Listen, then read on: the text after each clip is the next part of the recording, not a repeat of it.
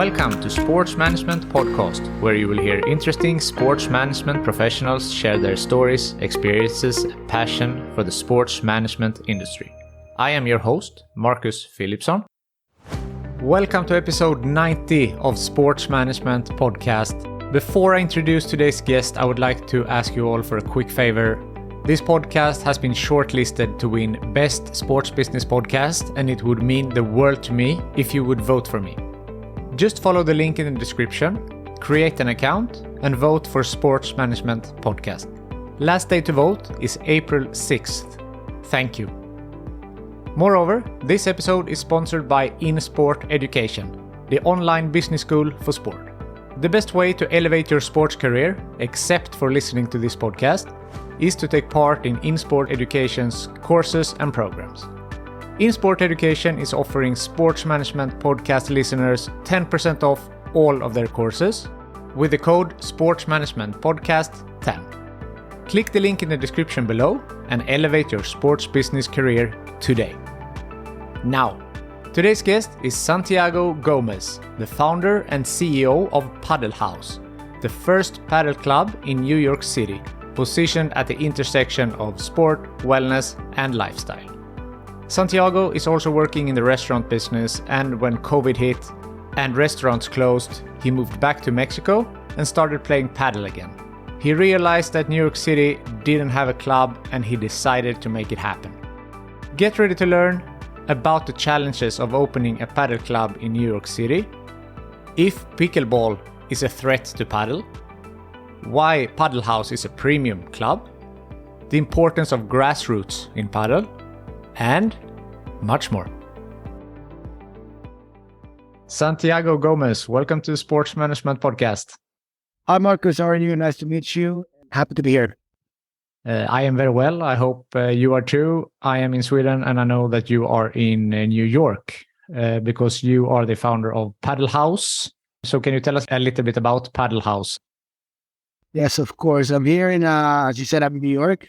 Right now, standing in Padel Haus. Padel Haus is the first padel club in New York City. We have 4 indoor courts, locker room, shower, steam room, and a full complex. And this is just the start. We have a very big project ahead and looking forward to opening more locations. It's a 16,000 square foot place. It's members only, little bit of exclusive, some fitness center, juice bars. So is that the type of touch you want to put on it? You have it a little bit more exclusive? So you're right. It's a 16,000 square foot warehouse. It was built originally in the 80s as a beer warehouse. The trucks would come, drop the beer. And then I took over just about a year ago to build Padel Haus. The space is meant to be for members and non-members as well. So rather than exclusivity, I think it's actually it's very inclusive space. In terms of pricing, we do have a higher pricing than most of the padel clubs in Europe.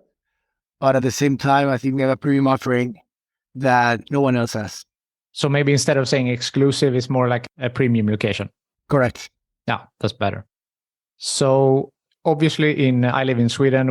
I have spoken about padel in Sweden and in the UK. I spoke with Sandy and Ben a couple of episodes ago. And in Europe, it's very popular. How is the interest for padel in the States and maybe in New York where you are? So I come from Mexico. So I was I was born and raised with padel in my life. I've been playing padel for 20 years plus. I moved to New York 12 years ago. And when I moved to New York, that's where I stopped playing padel. It's very different where the sport is at in Sweden, where the sport is at in Spain, where it is in the US, or where it is in Mexico. So it's important to understand what stage the sport is at in each of these places. I can tell you that in the US, it's in the very early stages. So the growth ahead of it is incredible. I think that what we're going to see in the next 3 to 4 years in the US is something that no one has ever seen in sports, at least in growth. Right now, we have 200 courts in the US. In Sweden, correct me if I'm wrong, but I believe there's north of 2,000 courts that were built in the past 33 years, 4 years maximum. So put that into perspective of how big the US is, we are 300 million people living here. So you can imagine the potential demand that the US market can bring. And then on top of that, you put in that there's only 200 courts right now. So if you put it on a per capita basis, at least for now, I can say the demand is endless. And the supply is very limited with only 200 courts. Yeah, definitely. So if we look at the paddle in the US and we make a SWOT analysis, as you do in business school, opportunities and threats. So opportunities, obviously you said that there is a lot of people. I know that you have said before also that Americans love to follow trends. So that's an opportunity as well. What other opportunities do you see for the growth of paddle in the US? There's a lot of brands that are willing to cooperate and participate in the growth of the sports. Probably a lot more brands than anywhere else. Athletics brands, technology brands, financial services brands. All of those brands want to participate. The other thing is they need to understand what the growth is and what the potential for this market is. As you're aware, there's also another sport that is sort of growing or used to be growing at similar rates, which is pickleball, in the US. Pickleball right now has 30,000 courts in the US compared to 200 that we have in paddle.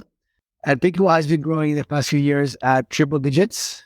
Now it's slowing down its growth and it's only going to grow at 20, 25% in the next few years. And I believe that paddle can keep on growing at least until 2026 at 100% year on year.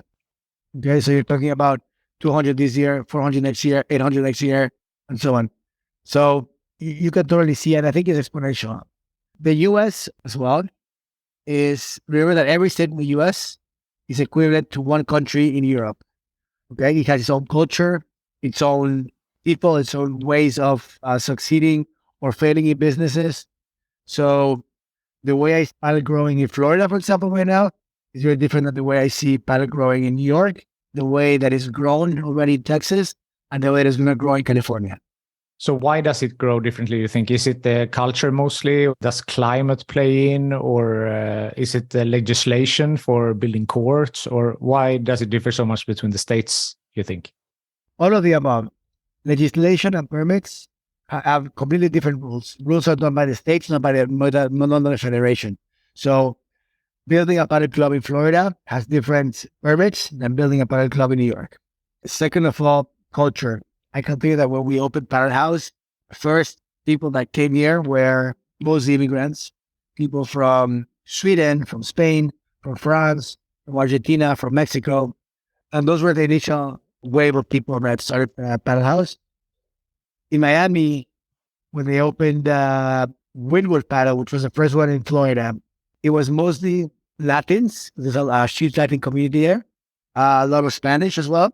And California also has its own kind of waves of immigrants and who's going to start playing. Build-out costs were very different to build clubs indoor than outdoor. As you said, climate makes a huge difference. You can open up in California and Florida and play. I think California has 26 days of rain a year. Florida has 126 days of rain a year. And New York has 110 days of rain a year.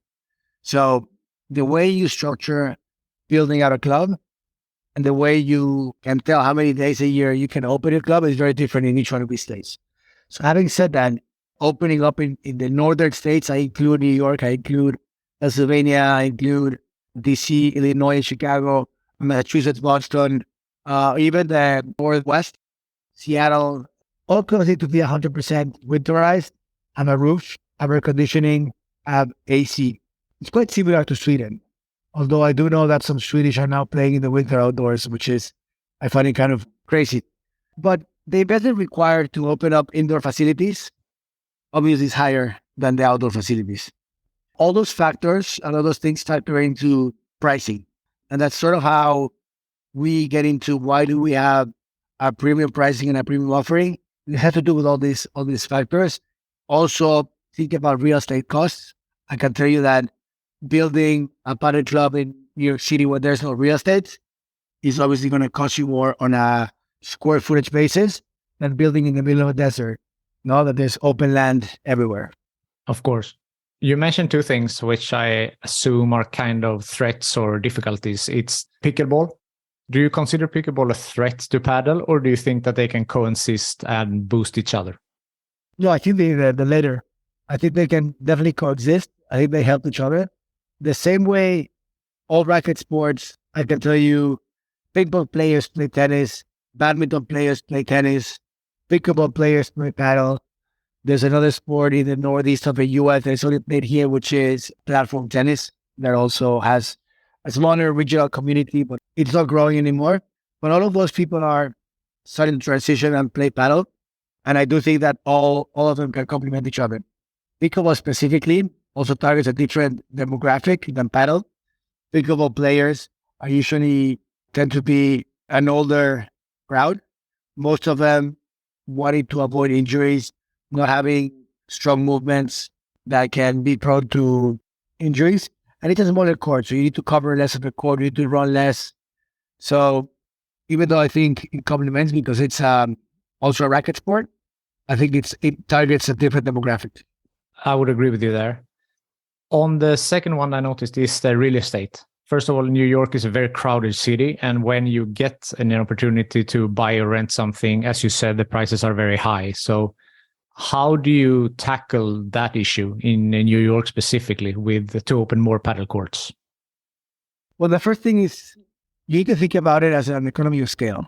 Now, the more courts you open, the more that they absorb the fixed cost that you have, which one of them being rent, of course. In a city like New York, you got to get used to the idea that your fixed costs are going to be higher than your fixed cost in places where it is open. And I'm talking about fixed cost as if it was just basically rent, right? If you rent the space. Or you can see fixed cost as your mortgage on buying a property over a year. So you need to be comfortable with that. Second of all, I feel like New Yorkers love premium products and they're okay paying for premium prices as long as they can get an amazing experience. That's what we provide at Padel Haus. I know you've never been here, but you will probably soon. Would love to have you here one day. But the second you walk in, you realize that it's not just a few courts and people just come, play and play. It's an entire experience. From the second they walk in, the way they greet them, the way they go to our locker rooms, the way they play, the type of coaches that we have on site, the tournament that we organize, the quality of people that you meet is not your typical Padel Club in a neighborhood. It's just a premium experience. And because of that, people are happy to come and happy to pay at different prices that they would pay in other locations. But I think that applies to anything in New York, not only paddle. You go to restaurants, premium prices, premium products. You want to play tennis, premium prices, premium products. You want to go play soccer, premium prices, premium products. Of course, you need to adapt to where you are. I mean, the prices for an hour of paddle in Spain is not the same as it is in Sweden either. Of course. And I believe that our prices and prices will tend to go down as the sport evolves in the US. And I'm fine with that. I think it's the same with anything. In Spain, obviously the prices are lower, the demand is higher, the supply is higher as well. The sport is in a completely different section of these countries. We're still in an educational curve right now of people just starting to discover the sport, of knowing how it is, how good they can get to. So that will change over time. How much interest is this for example, APT, American Padel Tour, or tournaments around? Do people come and watch those type of events, or is it mostly that people like to play, or is it both? Well, both. I mean, we have a lot of people coming and play socially. We're throwing 2 USPA tournaments. This one is in May, one is in October. The USPA is the government that regulates paddle in the US. We also organized in October another tournament here. It was only like inter-club tournament, and it was a huge success. People came, watched, spectated, and loved what they were seeing. For most of those people that were coming and watching, they had never seen the sport before. So it was like a whole show for them to see the ball bouncing off the wall, people just climbing up and hitting overheads because it's a completely different sport when they're used to. I always say that we were comparing to pickleball before. I always say that paddle has a lot more dimensions. No, you go up, down, behind, and in front, and the pickleball you just play in front of yourself. It's like a bigger version of ping pong. Yeah. Or more similar to tennis, maybe, than that you don't have the back glass and to play behind as you have in paddle. Correct. When I spoke to Sandy, he's obviously also a coach in paddle. So he talked a lot about the importance of coach education and educating players properly and to, grassroots level of paddle. Since paddle is in an earlier stage in US than it is in, for example, Spain, how much emphasis are you putting on that with the proper training for kids and adults and coach education and so on? So I know Sandy is an actual coach and is a certified coach, even though I don't coach myself. But at the same time, I do understand the importance of educating people and starting especially with lower level players. They come to Padel Haus or they come to any club and you need to form those players because those are the players of the future. I know the thing that I always say to everyone in the US is that the sport needs to grow organically and organized. All of these new players, also kids, teenagers, and so on, are the ones that are going to make this sport survive in the next 10 years. So it's important to show them the way, the same way you or me one day hopped in the court for the first time, and probably you knew nothing about paddle. You just grabbed the racket and were trying to hit the ball off the wall as hard as you could, and you were hitting the back wall. I also started that way. I think we don't want to become that company or that club that is only for advanced players or the same players that we played for 20 years. I can tell you that today, our beginner base is probably 50% of our players, 30% are intermediate players, and only 10% are advanced players. Yeah, that's interesting. And you host some tournaments also. Instead, you like these different types, Americano and Mexicano and all what it's called.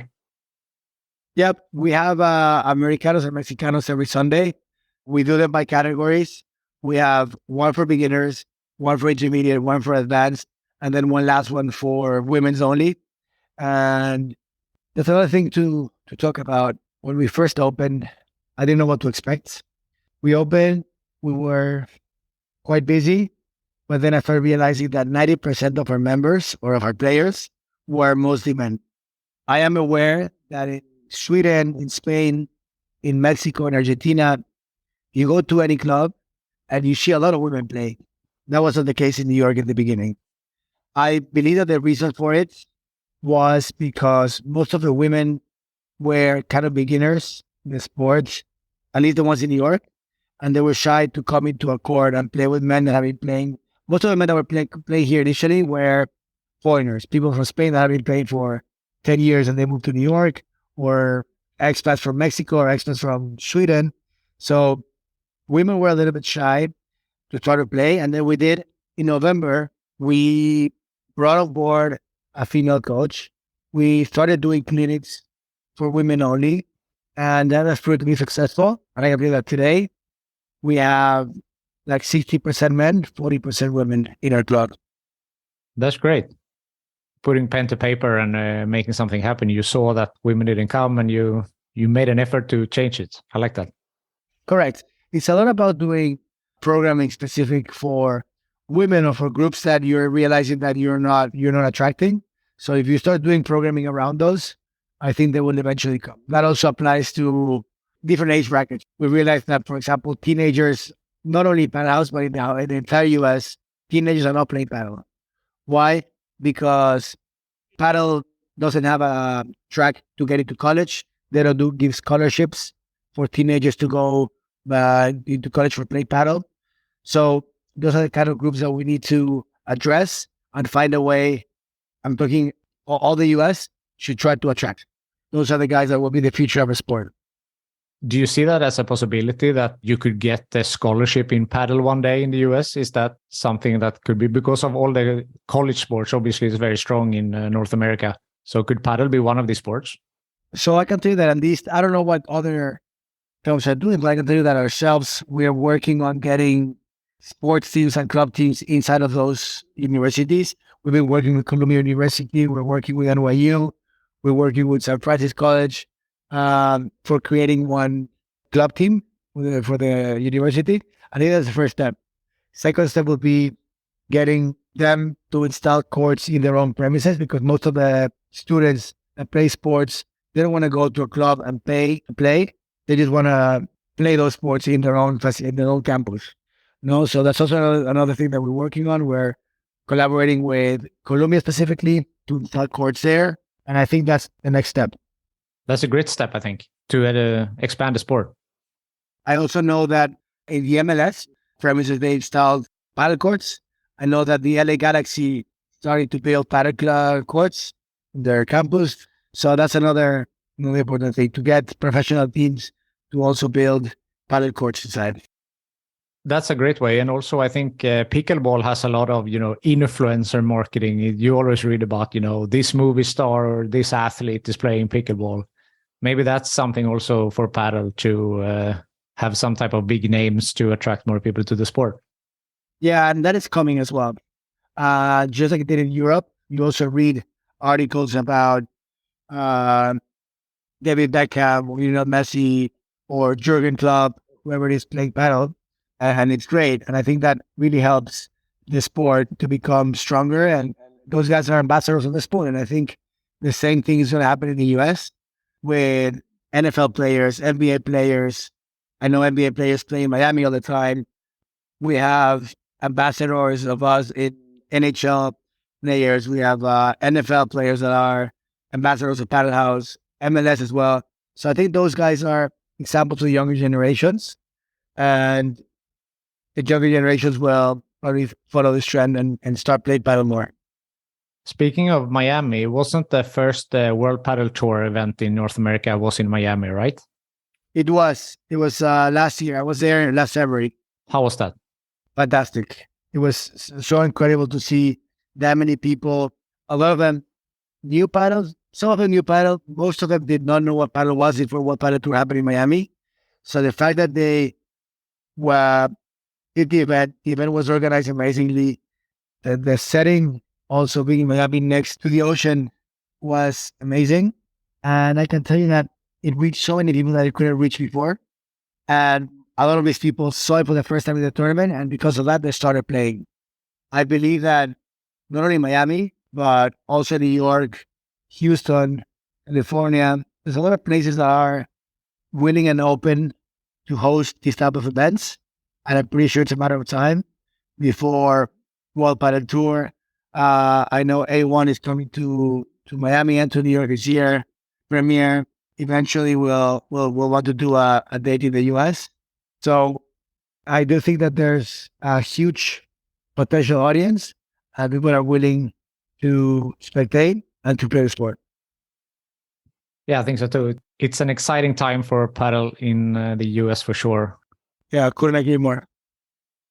If we look a little bit at your career and your background, you have a diverse background. You have been a banker. You're in the restaurant business. So you mentioned before that you're born in Mexico. So can you tell us a little bit about your journey through life and how you ended up at the Padel Haus? Yes. As I told you, I was raised in Mexico. I spent all my summers in Acapulco playing paddle. Acapulco is where the sport started, as you might be aware of. I learned to play. I played national tournaments in Mexico when I was a teenager. Then I went to college in Mexico, playing some paddle just for fun, friends. I moved to New York in 2014. And in 2014, I basically stopped playing paddle. And that's where I discovered tennis. It's usually the other way around. People start playing tennis and they evolve into paddle. For me, it was the other way around. I started playing paddle. Then I couldn't play paddle because there was nowhere to play in New York. So I played tennis for 10 years in New York, mostly recreational, not competing. And then, as you mentioned, I also own restaurants. During COVID, restaurants closed, and I went back to Mexico. While I was in Mexico, I picked up my paddle from before. I was playing every day, and that's when I realized we should open a club like this in New York. We should be the first ones to bring a paddle courts there. And to my surprise, I realized that the only reason why there was not a single paddle court in New York was because nobody had tried. So I took on the task to open the first one. I hope it's the first of many. And I'm pretty sure that there's space for at least 20, 30, 40 courts in New York. And I'm pretty sure that the demand, that even though you need to build it, it's just not waiting for you. You need to build it. But I think it can potentially be there.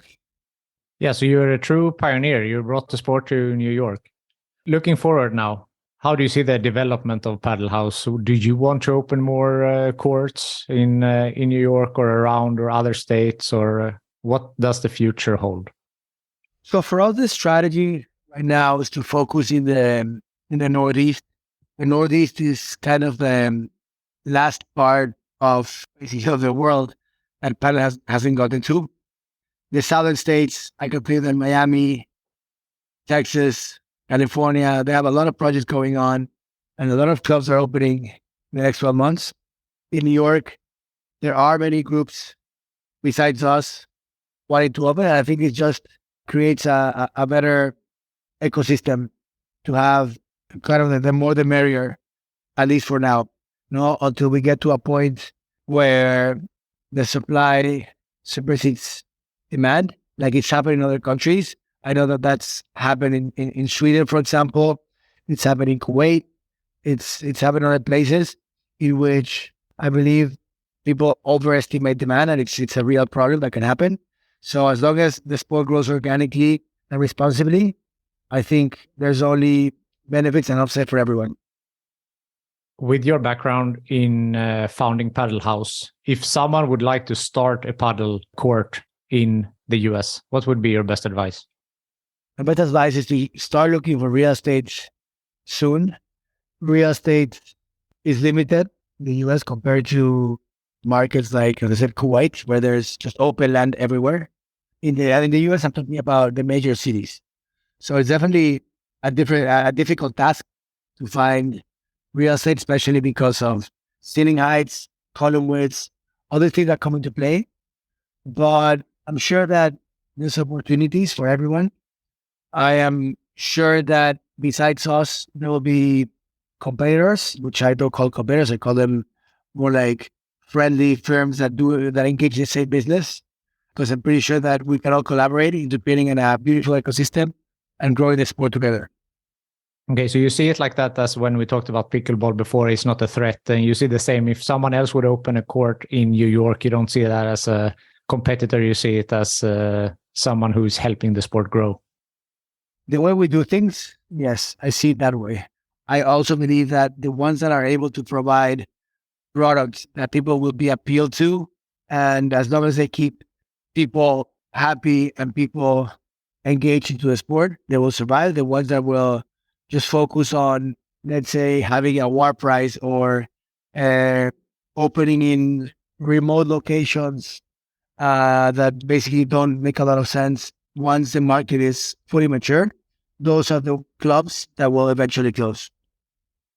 Yeah, and that's a case study directly you can take from Sweden here. That's what happened. That, when the demand dropped, then the courts that had to close were these ones that had remote locations, or they didn't offer, something extra. It was just a warehouse that they have put some courts in, and that was it.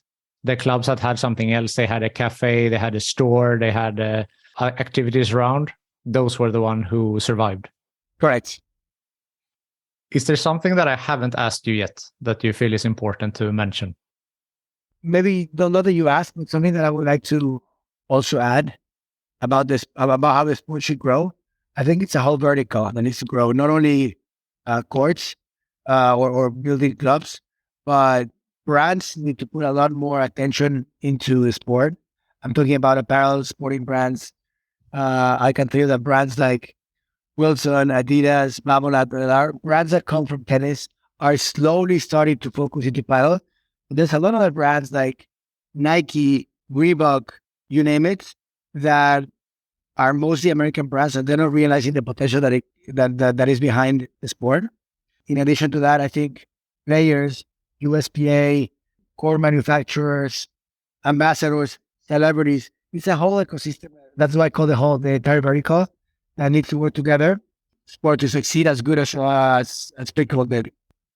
How does the booking platform look like? Like we have in the Nordic countries, and I don't know, maybe in Spain also, you have a Matcheye, that you have, an app and you're booking courts. Is there anything else similar you're working with, or do you have your own website, or how does that work?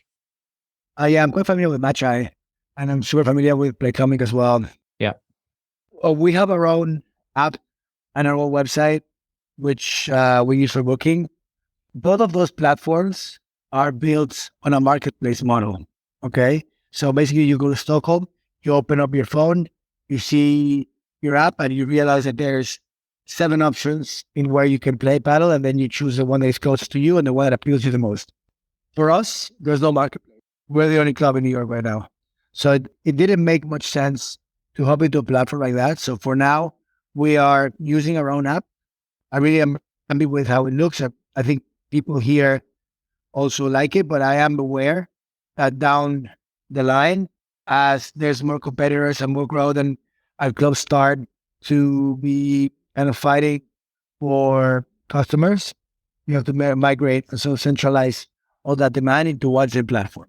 Whether you call it Matcheye, Playtomic, or Padel Haus app, whatever you want to call it, but it's easier if there's one central platform.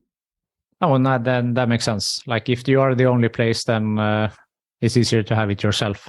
And also more, it's better for you financially as well, not to outsource it to a different platform. Correct. For now. But in the future, who knows? Maybe everybody ends up using, all the new clubs ends up using the Padel Haus app. That could be something. You never know. Exciting times. The last question that I ask everyone is if you could choose the next guest on this podcast, who do you think that I should talk to? I think if you talk to Marcos El Pilar.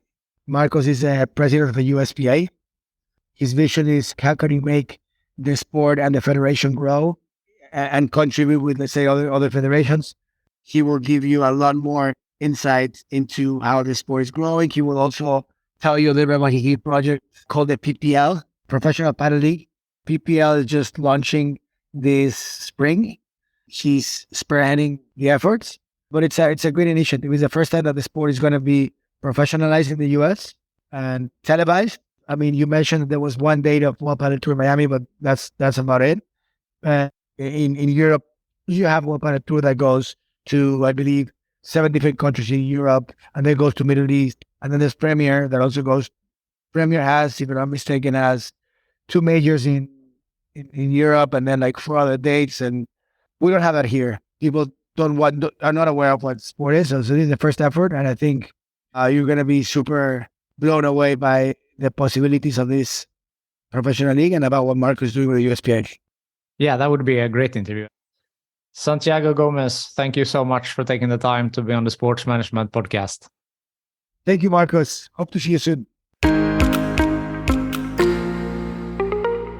Thank you for listening to the Sports Management Podcast. Please hit the subscribe button so you don't miss out on any upcoming episodes. Also, feel free to leave a comment about what you thought about this episode. If you want to get in contact with me, send an email to sportsmpodcast@gmail.com or hit me up on Facebook, Twitter, or Instagram @sportmpodcast.